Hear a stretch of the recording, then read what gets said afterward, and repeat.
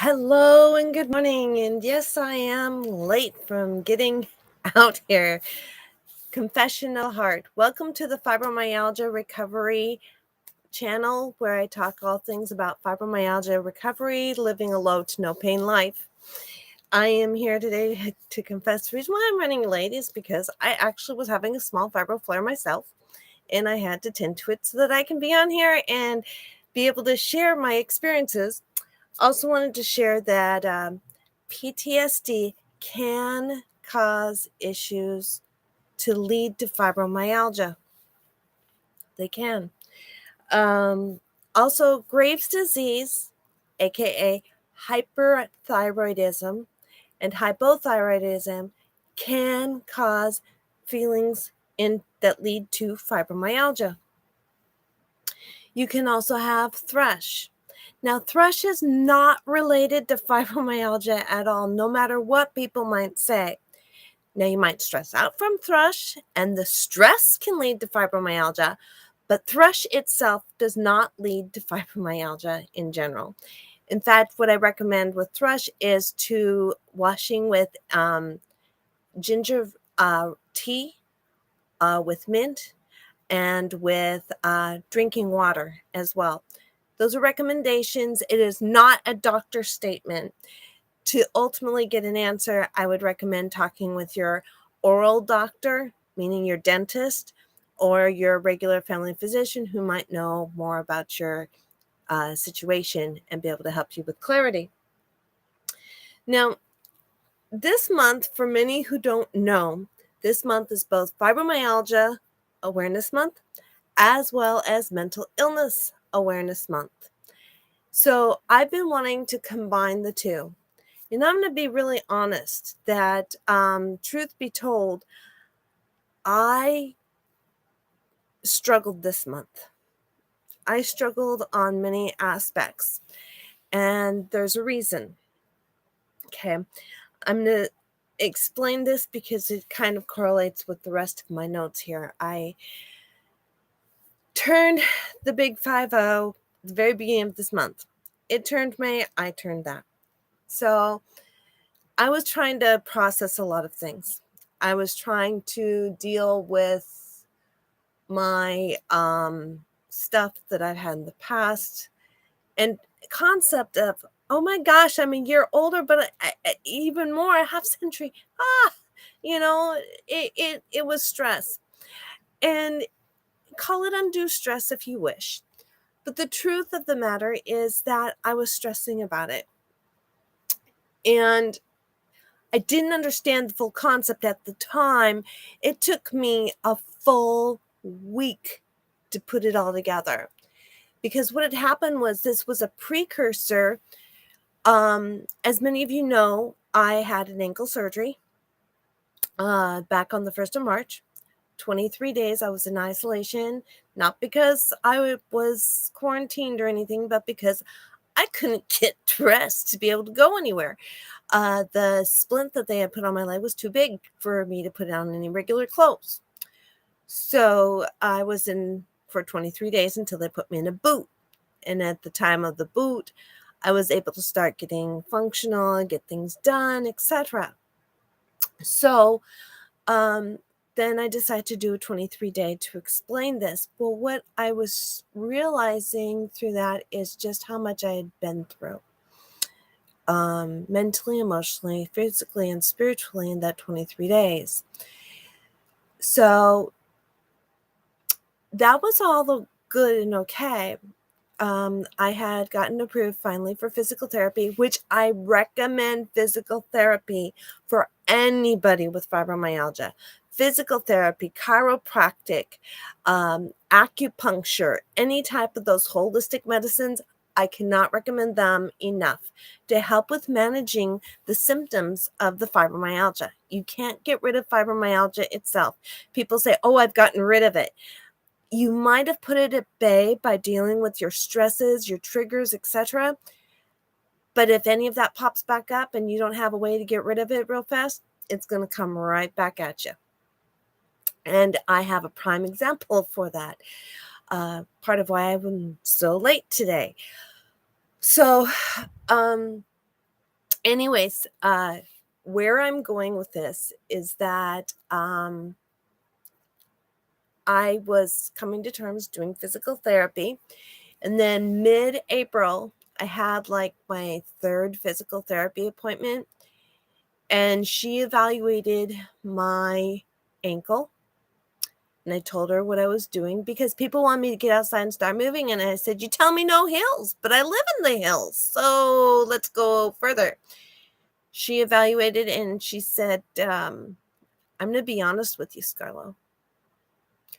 You're not going to be able to return to any regular work for at least a year.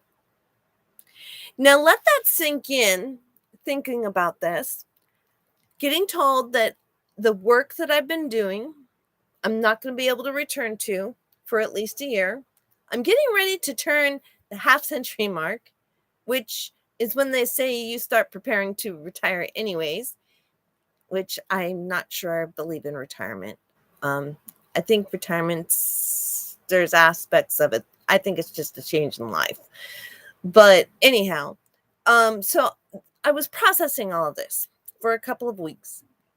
And so by the 26th, because she had mentioned about not qualifying for all these different things. So I said, I had been talked to about applying for SSDI, which is disability income, and I don't qualify for it. I haven't worked enough.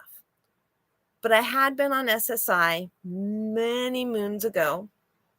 And due to things that were beyond my control, people decided to take their lack of knowledge and disqualify me, even though I wasn't truly disqualified. Besides the point. So they stopped those payments. And she said, no, it's time. You're there. So I went and I reapplied. But I put in the application on the 26th of April. And I just was doing it nonchalant, not thinking about it.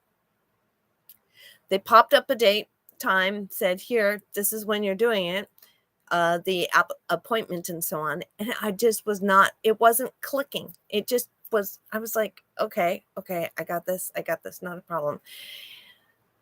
Mindset, I got this. The rest of me, I didn't have it as much as I thought I did, to be honest. I didn't realize how much until on the first I made the appointment, and I shared about mental illness awareness and so on. And then I had my appointment on the second for this supplemental security income, or SSI. And then I got a call saying, by the way, our systems are down. We're going to have to postpone it until Wednesday. Okay, I'm adjustable. If anything, you learn to adjust. With fibromyalgia, if you don't adjust, you're going to go stressing your body out even more. So I adjust. And then an hour later, I get a phone call from the Social Security Administration. I'm like, whoa, just a second, I got told that the computer's down. And you're calling me again? What? So this lady was interviewing me for disability income, no less, or at least that's what I was understanding. And she says, no. What? I need to ask all of these qualifying questions. So I'm really apprehensive through this because we get a lot of fraud calls, scam calls for Social Security. And so I was like, lady, I do not know who you are. You called me out of the blue, and I just got a phone call from the guy who was going to do the initial interview. So I was thrown off completely. She did successfully get that part of it taken care of. She didn't explain the why. She just said it was for disability. I'm like, I don't qualify. And then she ends the note with, by the way, the guy's going to call you back tomorrow as you guys had originally scheduled.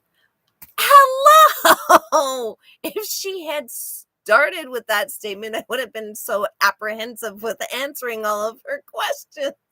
I'm like, oh my Lord. So I was stressed out a bit, to be honest with you. That definitely stressed me out to the point I don't even think I made a video that day. I was so stressed out. I I am aware so much that the government has screwed me over royally. And I'm going to go into that real quick, like at the end here, because this is going to be a little bit longer than normal, but this is going to end on a big pow note. So the next day I share with the guy, he calls me back at the appointed time, and I tell him all the information. He says, by the way, she called you yesterday and got all the pertinent information for widowers benefits. Now, I'm a widow twice over. I was a widow twice before I was even 50. I was like, oh, well, if she had explained that part, it would have even made better sense. I said, do I qualify for that? He says, yeah, because you're over 50. Oh, well, hey, there's a quality. I can deal with that. Yeah. So he did the paperwork and then said that he would be in touch with me within 2 to 3 months, and that we would see about getting me on benefits that way. Now, I'm not holding my breath. I don't trust the government. I'm going to be honest with you. Yes, the government's there to help people, but when it comes to me, they've really messed me over. And how I'm going to explain, I'm going to explain exactly how this kind of came about. I just was like a little pawn in the scheme. Not only was I a pawn, but my kids were pawns. And yes, that's part of the POW. So this last Sunday, Mother's Day, the 8th of May, was Mother's Day in the States. And the whole weekend, I couldn't understand why I could not get out of bed. I mean, I was, but I was just really struggling to function. I just could not figure it out for the life of me. Why can I not get out of bed? And I kept asking myself, why can I not get out of bed? Why am I in tears? Why am I emotional? I didn't want to be around anybody. I was struggling to talk to anybody all week long. And it began with these people from the Social Security. And before that, from the fact that my birthday ended up being a total miss. I had a girlfriend who actually came in, said, let's go out for your birthday. And we did. And I was emotional even about that, realizing I hadn't been out for a meal, gone out to a restaurant before my late husband passed. He passed in 19. He couldn't go anywhere in 18. In 17, we lost all of our stuff. We lost our apartment and everything. So I'm figuring probably 14 might have been the last time. 2014 was the last time I went out. And that's with girlfriends, guy friends, any friends. The last time I actually went out to a restaurant, sat down, etc. Anyhow, so besides the point, I went through all of this process, and then I got a notice from a dear friend of mine, and he asked me, is everything okay? And I'm like, no. Oh my gosh, no, it's not okay. But I've been so quiet about this story. And this is the big pow. I don't like Mother's Day. I don't celebrate Mother's Day. There's a reason I don't celebrate Mother's Day. I struggle with Mother's Day simply because it reminds me of the pain that I endured and the onset of fibromyalgia. My very first major breakdown, nervous breakdown, and the umpteenth time of trauma put into me. Yes, I'd had much trauma before this. I had no idea just how much. It's been a lot of counseling for me to really realize it. But the honest to goodness truth is that April of 1997, my kids were ripped away from me very violently by the children's services based on lies and deception from my ex. My ex tried to convince me later because I told him I couldn't understand why they took the kids. He said, "So I know why they did. I know exactly why they did." And in the process of all this, they decided to take the kids, remove them from us, give them to his uncle, and then his uncle called him over to take care of the kids. Neither one of us was supposed to be able to be around the kids. Later that day, he contacted me and said, "The kids miss you so much. Oh, you really are missing a lot." Talk about salt rubbing into the wound. He wasn't even supposed to be around the kids. Forget me. And so that was the beginnings. And then after that, it was really rough because my sisters had their kids, but I couldn't have mine. Not even on Mother's Day. They tried to make it really easy back in, I want to say 2004, something like that. And they did handprints. And my kids' handprints, I have them to this day. And I cherish them because they're like gold, because it's one of the last times I ever saw them. They were ripped away from me, and I was court ordered. I was declared unfit to pay child support. And then, and that was by 98. I was declared unable to pay child support. Then by early 2001, I was declared able to pay child support, not only able, but required to pay my abuser and rapist child support. Yes, one of the children is a product of rape. I don't really talk about it much. So instead of him just abusing me, he was abusive towards the children and continued to use this as leverage. It was no longer me the pawn, it was him the pawn. The kids were the pawn. And I finally said, no, you can't do that. You can't do that to the kids. They're innocent. And so they took away the kids. He took away the kids based on lies and deception. Later, I learned that they really did want to see me, but he said, no, they don't want to see you. I said, don't pressure them. Don't pressure them. The problem is that I should have put the pressure to have them come and see me, but 2020 hindsight, and he was proving just how much of a person he is. So all of this is now a couple decades later. I have been estranged from my children. He has received $25,000 in child support order, and I have lost out in motherhood. My service dog helped out a lot, and I didn't realize how much my service dog helped me out with dealing with these issues. Before my service dog, I could not even be around kids without bawling.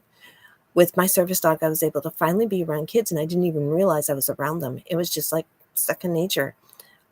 Interaction was beautiful. And my uncle and I discussed it just recently and decided I am in need of another service dog. Because that service dog helped me to socialize, helped me to be out there and talking with people, helped me to stay active, helped me to make sure that I moved, and it actually distracted me from the pain of the fibromyalgia. The fatigue was fine because I would lay in bed and he would come and cuddle up with me. He would crawl on me and then give me kisses. He would make sure that I knew that he knew when I needed to rest, and he knew when I needed to move. He had me down pat, and I didn't realize just how much he had me down until I lost him on the 11th of February of 2021, because he helped me through the pandemic.